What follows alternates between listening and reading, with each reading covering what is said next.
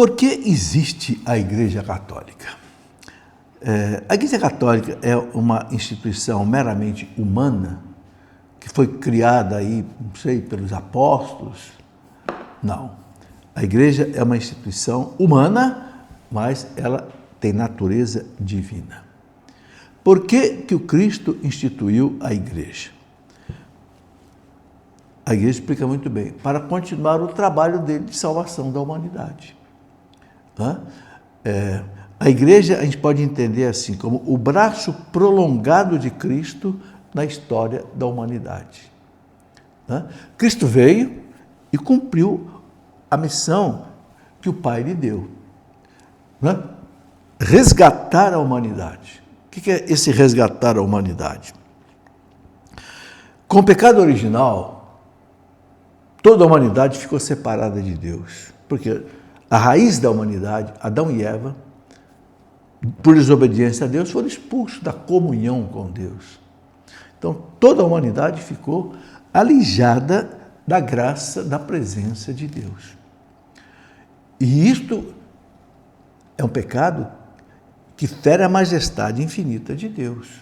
Então, é um pecado de proporções infinitas. E Deus, ele é misericordioso, mas ele é justo. Deus, você errou, tem que pagar. Por quê?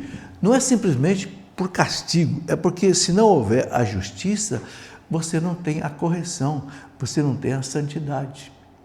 Você não corrige seus filhos quando ele erra? Corrige. Se você não corrige um filho que erra, você não é um bom pai, você não é uma boa mãe.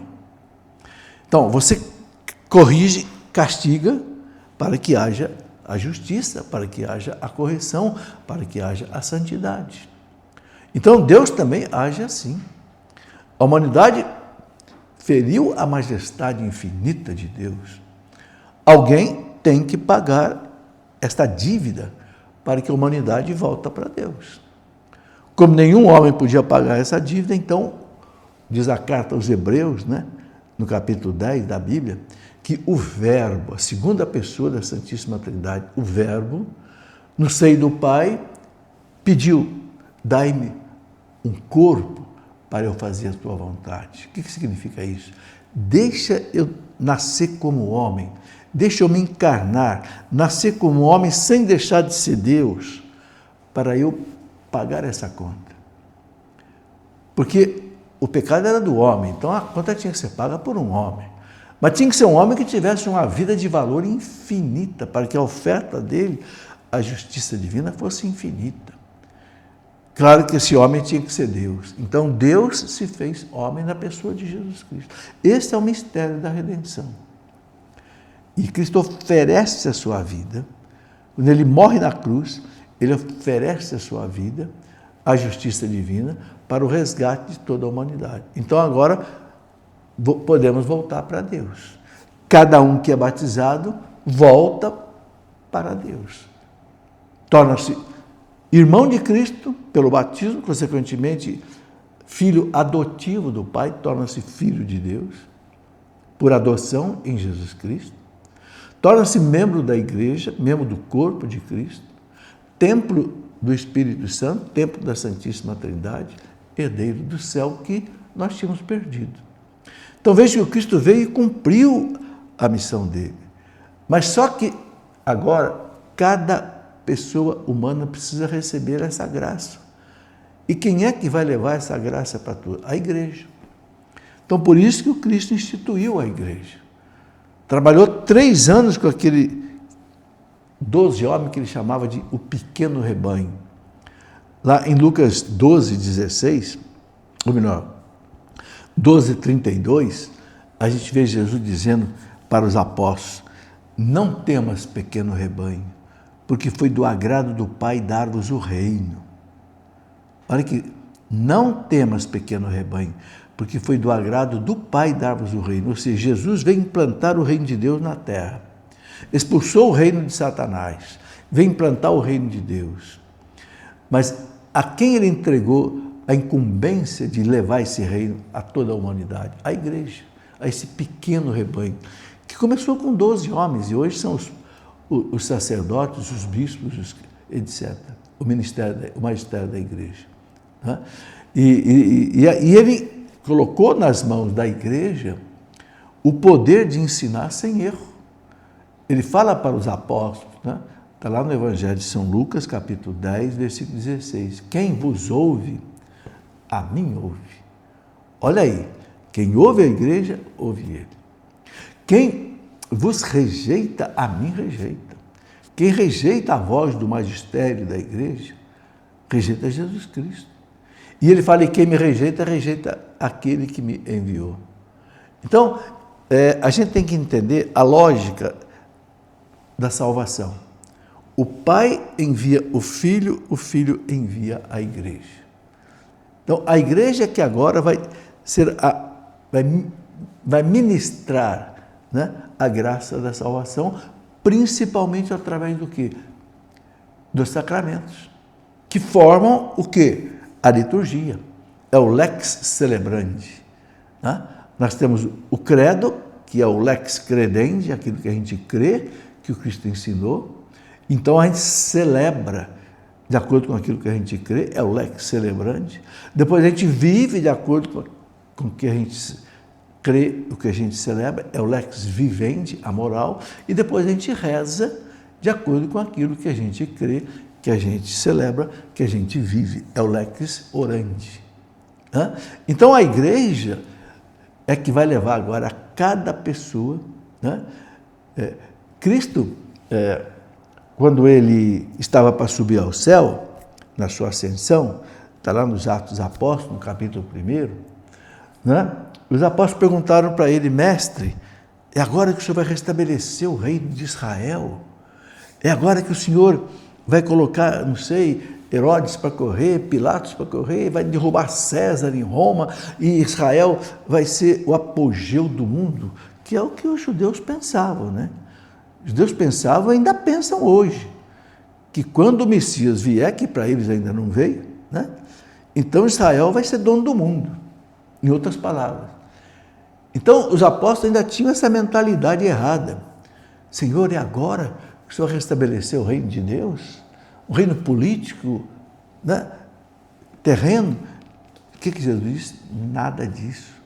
Vocês vão voltar lá para Jerusalém, vão ficar em oração, aguardando o cumprimento da promessa que eu disse, vocês vão ser batizados no Espírito Santo. Então vocês vão ser minhas testemunhas, aqui em Jerusalém, na Samaria, até os confins do mundo. Ou seja, o reino de Deus não vai ser implantado assim, milagrosamente. Não, eu estou indo para o céu, até logo. E aí o anjo apareceu lá e perguntou para os apóstolos, o que vocês estão olhando aqui? Esse Jesus que subiu, ele voltará no último dia. Aí o que os apóstolos fizeram? Foram para Jerusalém, ficaram no cenáculo em oração 9 dias, como que numa novena, né, de Pentecostes. Quando eles receberam o Espírito Santo, o que eles fizeram? Saíram para o mundo para pregar, até hoje. Então, esta é a missão da igreja. Por isso que Cristo instituiu a igreja. Ele conquistou o remédio, a salvação, mas essa salvação agora ela é distribuída pela igreja. Não é de maneira mágica, não é um estalar de dedo e está tudo... Não, pessoa por pessoa tem que ser batizada, crismada, receber a primeira Eucaristia, a confissão, entende? E esse é o papel da igreja. Então, a igreja, eu repito, é o braço prolongado de Cristo na história da humanidade. Por isso que a gente não pode desprezar a igreja. O catecismo da igreja, quando fala sobre isso, no parágrafo 846, o catecismo fala que a igreja ela é necessária para a salvação. Ou seja, o catecismo diz o seguinte, a pessoa que não conheceu a igreja, não foi evangelizada, ela pode se salvar? Pode. Ela não tem culpa dela não ter sido evangelizada. Um índio, não sei, no meio de uma selva, nunca viu falar de Jesus Cristo, nunca viu falar da igreja, nunca viu falar do evangelho, né? Pode se salvar? Pode, mas o catecismo diz assim, mas aquela pessoa que conheceu a igreja e desprezou a igreja, conheceu com profundidade, foi evangelizado, foi catequizado, sabe que a gente se salva pelos sacramentos da igreja, despreza a igreja. Eu quero ler o que está escrito aqui no catecismo. Aqui, se você tem um catecismo aí no parágrafo 846, está escrito assim: apoiado na Sagrada Escritura e na tradição da igreja, que é a tradição apostólica, né? O Concílio Vaticano II ensina que esta igreja peregrina é necessária para a salvação. Olha aí, é necessária para a salvação. O único mediador e caminho da salvação é Cristo, que se nos torna presente em seu corpo, que é a igreja. Então, Cristo, ele nos salva e ele está presente pela igreja. Ele, porém, inculcando com palavras expressas a necessidade da fé e do batismo, quem crer e for batizado será salvo. E quem é que batiza? Quem é que dá fé? É a igreja. Ao mesmo tempo, confirmou a necessidade da igreja, na qual os homens entram pela porta do batismo, como que por uma porta. Aí o catecismo fala: por isso, não podem salvar-se aqueles que, sabendo que a Igreja Católica foi fundada por Deus, por meio de Jesus Cristo, como instituição necessária, apesar disso não quiserem nela entrar ou nela perseverar. Então, o catecismo fala muito claro: se a pessoa conhece a igreja, foi evangelizado, foi catequizado, mas despreza, ela pode estar jogando fora a salvação. Então está aí, por isso que o Cristo fundou a igreja. E por muito mais coisas. É na igreja que nós vamos viver a eternidade com Deus. A Bíblia termina dizendo o quê? A igreja triunfante que desce do céu como uma joia, uma pérola preciosa. E termina o Apocalipse dizendo: o Espírito Santo e a igreja dizem a Jesus: Maranatá, vem Senhor Jesus. Para quê? Para celebrar as bodas do Cordeiro, ou seja, a festa do Cristo com a igreja, a grande festa do Pai, as bodas do Cristo com a igreja.